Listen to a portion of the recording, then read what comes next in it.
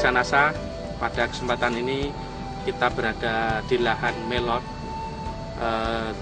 di teknis budidaya melon milik Bapak Agus, di mana pada kali ini kita sudah mencapai umur 8 minggu, yaitu umur melon yang siap panen. Nah, untuk lebih jelasnya kita lihat bagaimana cara-cara pemanenan yang dilakukan oleh Mas Agus. Kita ikuti penjelasan dari Mas Agus selaku petani melon di Situbondo. Silakan Mas Agus. Terima kasih. Jadi ini adalah umur yang profil tanaman yang siap kita panen, yaitu umurnya berkisar antara 8 minggu atau 55 sampai 60 hari. Kemudian tanda-tanda melon tanpa net, tanpa jaring itu kalau sudah mendekati tingkat ketuaan, satu, warna kulitnya sudah mulai putihnya sudah mulai memudar. Jadi putihnya tampak putih benar-benar putih hilang, tidak ada berkas hijau-hijau, garis-garis hijaunya tidak ada sehingga putih mulus. Kemudian yang kedua, daun yang ada di cabang tangkai buah ini sudah mulai mengering. Ada 2 cabang ini, dua-duanya sudah mengering. Jadi ini menandakan masak itu 90%, dan diperkirakan kadar gula yang ada nantinya itu bisa mencapai 14-16%. Nah, kemudian teknis pemanenan itu sendiri, itu panen di lahan itu untuk buah ini adalah langsung packaging di lahan. Prosesnya adalah pertama kita mengambil memotongnya. Tangkai buah itu panjang sekali, dekat dengan batang. Kita potong, kemudian kita ambil, kemudian kita buang cabangnya, cabang-cabang daunnya.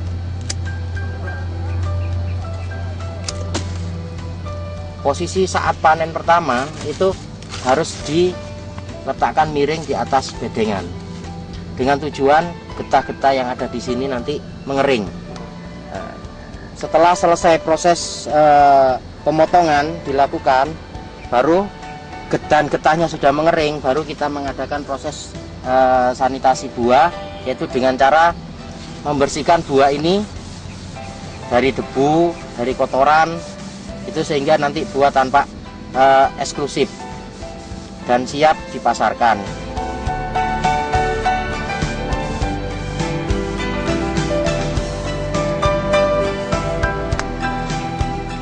Kemudian buah-buah yang sudah dibersihkan dan sudah dipotong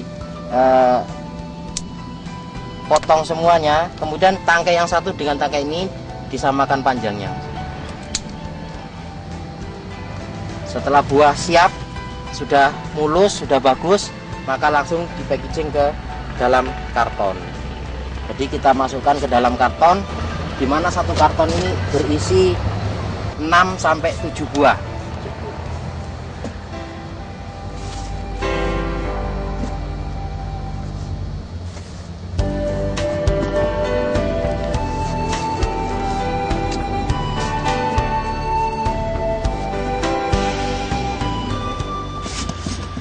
Demikian proses pemanenan melon tanpa net yang kemudian siap dikirimkan ke penampungan sementara di gudang lahan untuk siap diangkut dikirim ke pabrik untuk dipasarkan.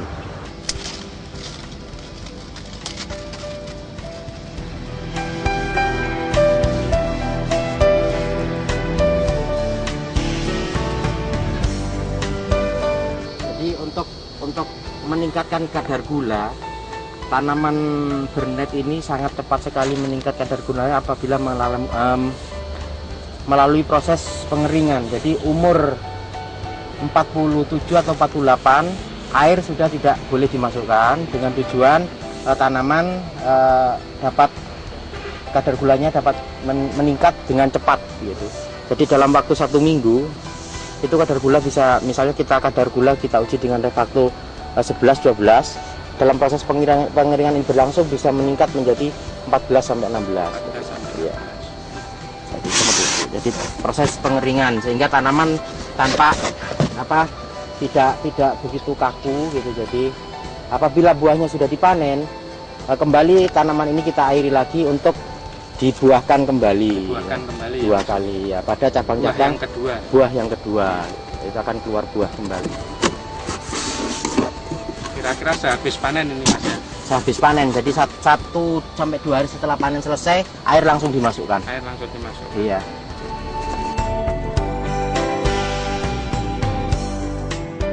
Tahap pasca panen atau tahap pemanenan melon yang kurang lebih sudah umur 8 minggu. Ini adalah melon bernet yang tadi tanpa net. Ini adalah melon-melon biasanya yang sudah memasyarakat di tempat kita adalah melon bernet, dan banyak jenisnya, Action, Skyrocket, Maestro.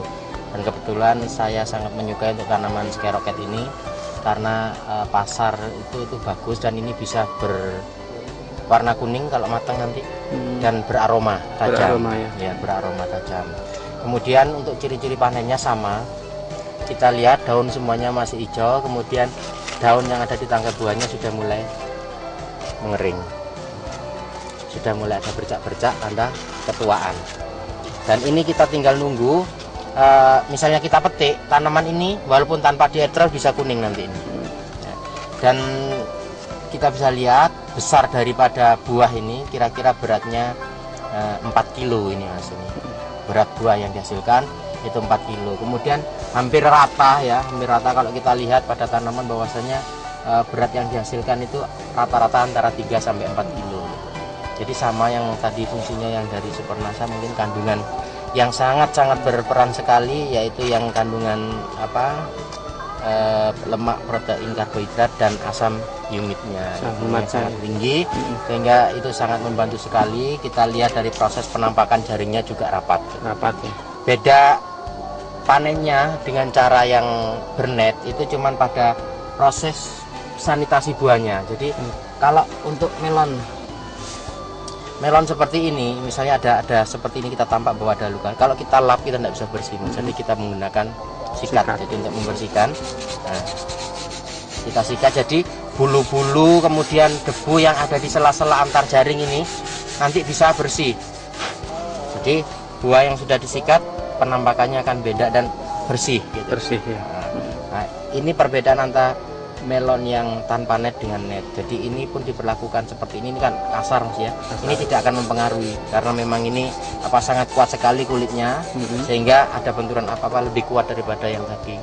Ya, perlakuannya seperti itu. Packaging dan semuanya sama. Gitu.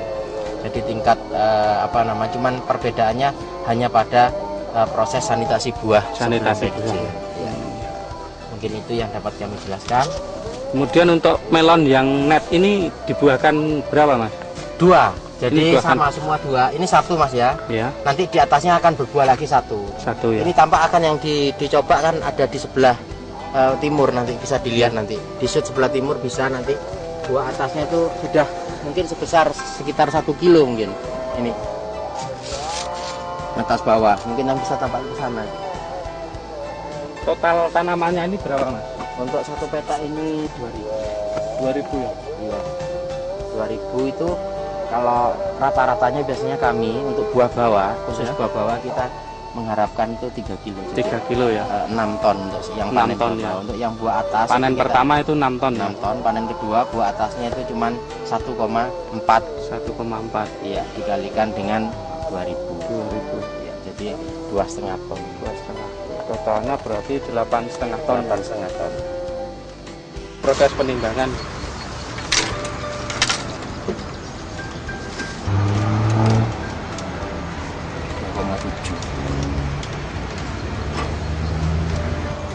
Ini berarti 2,5 mungkin. Ada 24.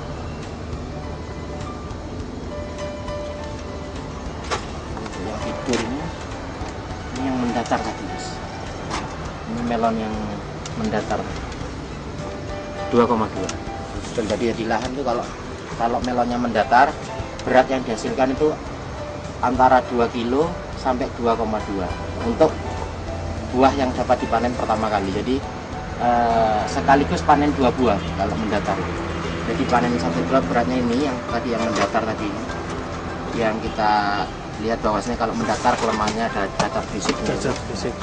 Di sini tampak sekali bahwasanya buah ini sebetulnya tidak terlalu besar, Tetapi apabila dilakukan pengecekan penimbangan itu ternyata tadi ditimbang itu 2,7. Jadi kalau melon-melon bernet biasanya dengan besar segini, kemudian kita tanpa menggunakan bahan-bahan seperti produk-produk yang kita pakai sekarang dari NASA, terutama Super NASA itu yang mempunyai kandungan lemak, protein, dan asam yumit, itu sangat membantu sekali untuk meningkatkan bobot. Jadi penampakan itu dia kecil tapi bobotnya berat. Itu pengaruhnya pada proses pembentukan daging buahnya tebal. Jadi rongganya nanti kalau dibelah itu sempit. Mungkin itu jadi kelebihan daripada Super NASA yang kami pakai itu adalah salah satunya adalah meningkatkan bobot buah.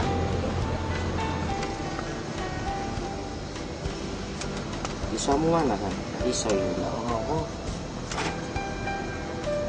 miring itu. Asal, apa?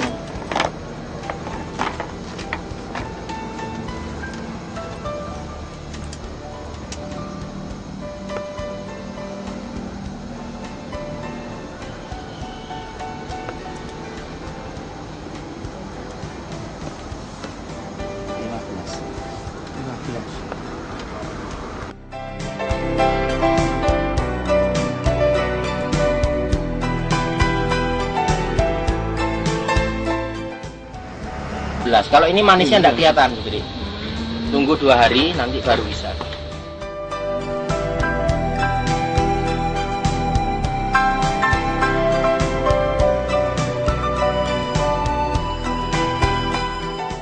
Demikian pemirsa NASA, kita sudah melampaui bagaimana teknis budidaya melon yang dilakukan oleh Mas Agus di Situbondo, mulai dari awal tanam sampai panen dan sampai packaging.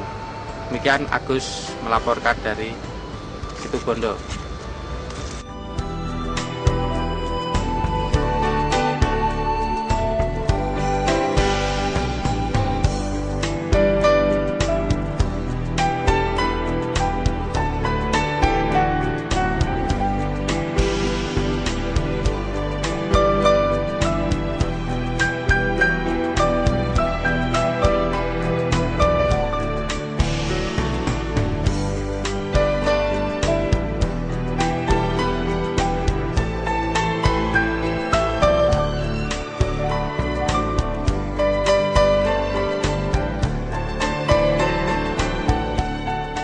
Mitra NASA tercinta, kita masih berada di tanaman melon milik Bapak Agus, di mana Bapak Agus telah membudidayakan melon dengan cara diberi penyangga, tapi melihat dari